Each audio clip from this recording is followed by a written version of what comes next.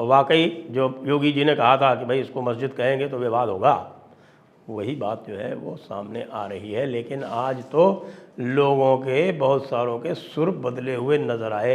हमारे हज़रत ओवैसी ने बड़े प्रयास किए कि भाई योगी जी ने जो कहा है उसको काउंटर करें और ये कहें कि भाई अभी तो हाई कोर्ट में निर्णय पेंडिंग है तो इसलिए वो क्यों बीच में बोल रहे हैं। लेकिन आप जानते हैं योगी जी तो योगी हैं ना, तो वो कुछ तो आगे देख ही सकते हैं, उनको भविष्य पता चल गया था इसलिए उन्होंने ऐसा कहा।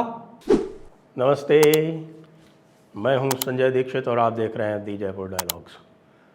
इस वीडियो को शेयर करें, लाइक करें, चैनल को सब्सक्राइब करें और याद रखें नवंबर 4 और 5 को है हमारा दी Jaipur dialogues annual summit 2023।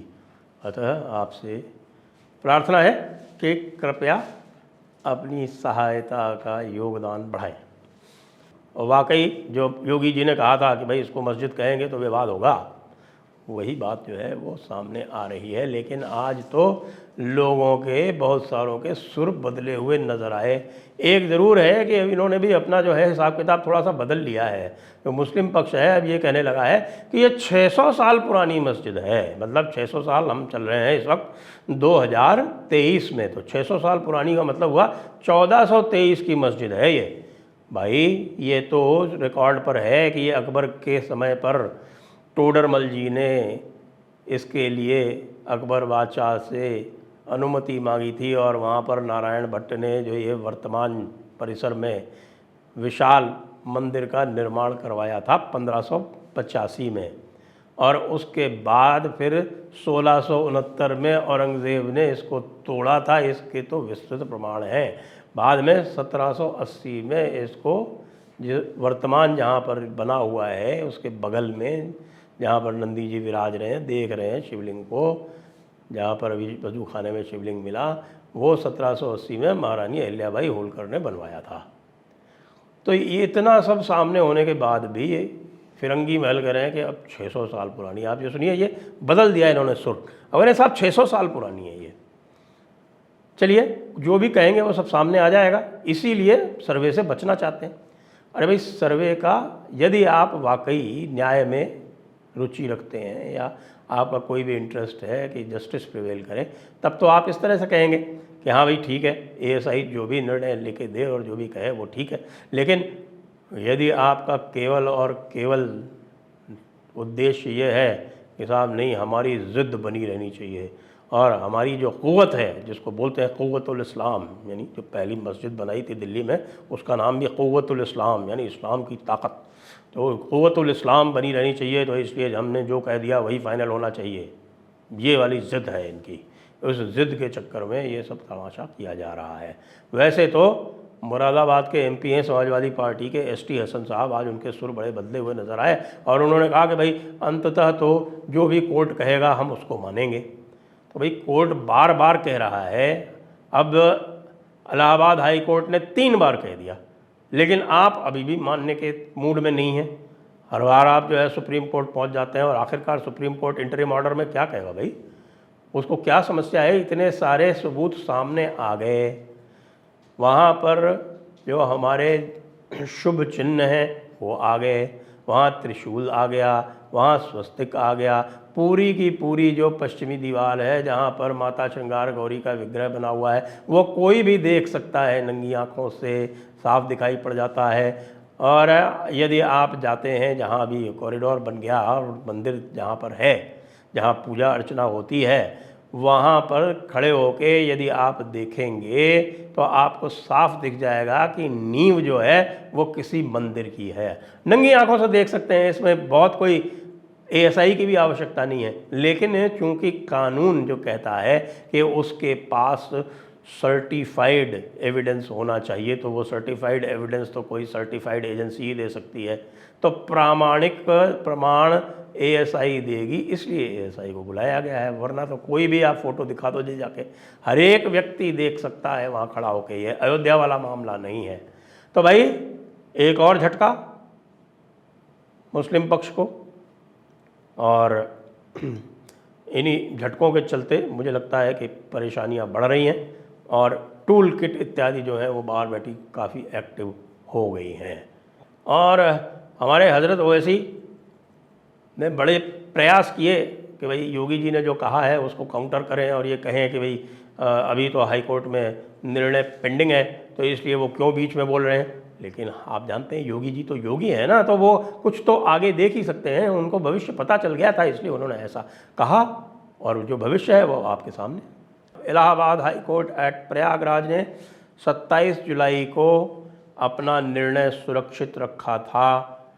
Gyanvapi के पूरे परिसर यानी फुल कैंपस के एएसआई सर्वे के बारे में जो डिस्ट्रिक्ट कोर्ट का ऑर्डर था उसको जो चुनौती दी गई थी उस पर आपको ध्यान हो कि 27 जुलाई को जब आदेश आया था तो उस दिन शुक्रवार था और रविवार को ही कार्य एक प्रकार से आरंभ कर दिया था एएसआई ने, और एएसआई ने मीटिंग इत्यादि करके रविवार को सोमवार सवेरे प्रातःकाल 7 बजे से सर्वे का कार्य आरंभ कर दिया था। 9 बजे से उन्होंने काफ़ी चित्र इत्यादि ले लिए थे और कार्य प्रगति पर था। तब तक जो मुस्लिम पक्ष था वो मेंशनिंग के बहाने से, वैसे ये तो मानना पड़ेगा कि हमारा जो उच्चतम न्यायालय है वो तथाकथित जो उनके हिसाब से इंटरसेक्शनल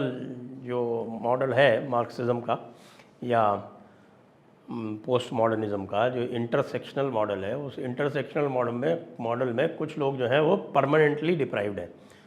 भले ही वे वर्ग जो हैं वो स्वयं अपनी मस्जिदों में बैठकर, मकबरों में बैठकर और अपने मदरसों में बैठकर ये क्लेम करते हों कि उन्होंने देश पर 1000 वर्ष तक राज किया है, लेकिन वो राज करने वाले आज के इंटरसेक्शनल मॉडल में वंचित हैं। तो इसलिए हमारे जो माननीय उच्च न्यायालय के मुख्य न्यायाधीश हैं वो हार्वर्ड से पढ़े हुए हैं, जहाँ इंटरसेक्शनल थियरी जो है वो बहुत विकसित की जा रही है आजकल और उसका तरह तरह से एक्सपेंशन किया जा रहा है और तरह तरह के प्रयोग किए जा रहे हैं उसमें। तो उन्होंने उनको मेंशनिंग थी दूसरे मैटर की, यानी एक आपको ध्यान हो कि यही एएसआई द्वारा साइंटिफिक सर्वे जो शिवलिंग निकला था वजू खाने में, उसका जो आदेश दिया गया था वह सुप्रीम कोर्ट में पेंडिंग है। 18 मई को चूंकि उनके सामने आया था, वो लास्ट वर्किंग डे था, तो उन्होंने कहा था इसको फ़िलहाल जो है चूंकि लास्ट वर्किंग डे है तो इसको हम छुट्टियों के बाद सुनेंगे। तो उसकी मेंशनिंग के बहाने वहाँ पहुँचे, उस केस की जो दूसरा केस था उसकी मेंशनिंग के बहाने पहुँचे और ये जो एएसआई का सर्वे था इसको ले आए सामने। अब आप ज़रा देखें कि कितने कारीगर लोग हैं, और ये तो अवश्य है कि उसमें मैं मानूंगा कि कोई बहुत अन्यथा निर्णय नहीं लिया गया। उन्होंने कहा ठीक है इतनी जल्दी कर दी है तो कोई बात नहीं, 2 दिन का समय दे देते हैं, आप लोग हाई कोर्ट जाइए, यहाँ हम निर्णय नहीं देंगे। वो ठीक था। तो फिर वो ये हाई कोर्ट में गए थे, वहाँ पर तो 2-3 दिन उसकी सुनवाई होके 27 जुलाई को निर्णय सुरक्षित रखा गया था। आज उसको निर्णय सवेरे सवेरे 10 बजे सुना दिया गया और ये कहा कि जो डिस्ट्रिक्ट कोर्ट का आदेश है वो सर्वथा उचित है। साथ में ये भी कह दिया गया कि जो वैज्ञानिक सर्वे है वह न्याय के हित में आवश्यक है। ये अपनी तरफ से टिप्पणी की है आज कोर्ट ने। अभी विस्तृत आदेश नहीं आया है, लेकिन जो कुछ भी वहाँ से सूचना मिली है उसके आधार पर मैं आपको बता रहा हूँ। तो उन्होंने कह दिया कि साइंटिफिक सर्वे आवश्यक है और इस सर्वे पर किसी भी प्रकार की कोई आपत्ति नहीं है। ये सीपीसी के ऑर्डर 26 रूल 10A में परमिसिबल है और जो आर्ग्यूमेंट दिया जा रहा है डिफेंडेंट्स की तरफ से यानी मुस्लिम पक्ष की ओर से, उनकी तरफ से तर्क 2 दिए जा रहे थे। विशेष रूप से ये कह रहे थे कि भाई ये जो आदेश होता है ऑर्डर 26 रूल 10A का वो तभी हो सकता है जब दोनों तरफ की एविडेंस हो जाएं और उससे कोई निर्णय न निकल पा रहा हो।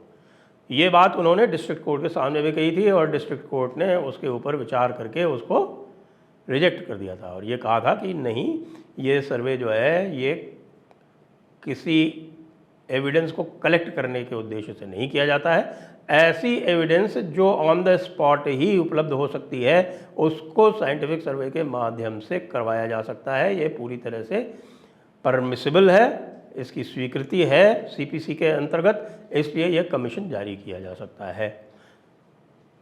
तो ऑर्डर 26 जो है ये कमीशन के मुताल्लिक़ ही है। तो ऑर्डर 26 रूल 10A में जो कमीशन जारी किया गया, हाई कोर्ट का कहना है कि वो सर्वथा उचित है। अब समस्या क्या है भाई? समस्या ये है कि जो पहला सर्वे हुआ था, आपको ध्यान हो कि जो सिविल जज सीनियर डिवीज़न ने जो सर्वे ऑर्डर किया था और उस सर्वे का जो चैलेंज था वो हाई कोर्ट ने रिजेक्ट किया था। आपको एक बार फिर से आपको याद दिला दें, उस सर्वे का चैलेंज रिजेक्ट किया था, फिर सर्वे हुआ था, सर्वे में बहुत सारी अड़चनें डाली गई थी, उसके बाद भी वो सर्वे पूर्ण हुआ था। उसी सर्वे में इस शिवलिंग का प्राकट्य हुआ था और शिवलिंग के प्राकट्य होने के बाद में उसी सिविल जज सीनियर डिवीज़न ने उसको सुरक्षित कर दिया था। उसके बाद जो रिजेक्शन वाली जो पिटीशन थी उसको लेके ये वापस गए थे सुप्रीम कोर्ट में, फिर सुप्रीम कोर्ट ने इसको संरक्षित कर दिया था और इनका नुकसान ये हो गया कि उस मुकदमे को सिविल जज सीनियर डिवीज़न से उठाकर ले आया आ गया डिस्ट्रिक्ट कोर्ट के पास। तो एक स्टेज जिसमें ये 2-3 साल जाया कर सकते थे वो ख़त्म हो गई, तो आ गया सीधे दूसरी स्टेज पर। और सुप्रीम कोर्ट ने ये कहा कि भाई इसको संरक्षित कर दिया जाए शिवलिंग को और ट्रायल जारी रहेगा और जो मेंटेनेबिलिटी की जो एप्लीकेशन है जिसको ऑर्डर 7 रूल 11 वाली रिजेक्शन ऑफ प्लेंट की एप्लीकेशन कहते हैं, उसके ऊपर सुनवाई करके वो निर्णय दें। उन्होंने ऑर्डर 7 रूल 11 की एप्लीकेशन पर सुनवाई करके निर्णय दिया। उस निर्णय देने के बाद में ये हाई कोर्ट चले गए। हाई कोर्ट में ये नवंबर में इसकी सुनवाई हो गई थी, रिज़ल्ट इसका बाद में आया, अप्रैल में इसका सुनवाई का नतीजा आया। जस्टिस जे मुनीर ने वो जो ऑर्डर 7 रूल 11 की जो एप्लीकेशन को उन्होंने रिजेक्ट किया था, उन्होंने भी उसको अपहोल्ड कर दिया, उसका समर्थन किया और ये कहा कि ये सूट मेंटेनेबल है। इसके विरुद्ध ये गए हुए हैं सुप्रीम कोर्ट में। बीच में शिवलिंग वाला जो था वो भी मैटर जो है वो पहले शिवलिंग का जो सर्वे करना था वो डिस्ट्रिक्ट कोर्ट ने रिजेक्ट कर दिया, बाद में हाई कोर्ट ने एक्सेप्ट कर लिया, वो भी सुप्रीम कोर्ट पहुंच गया। अब ये वाला भी सुप्रीम कोर्ट में पहुंचने वाला है। तो भाइयों ऐसा है कि योगी ने जो कहा था उस पर मोहर लगा दी। किसने? माननीय उच्चतम न्यायालय Allahabad high court at Prayagraj, उसने आज मोहर लगा दी। जय हिंद, जय भारत, वंदे मातरम।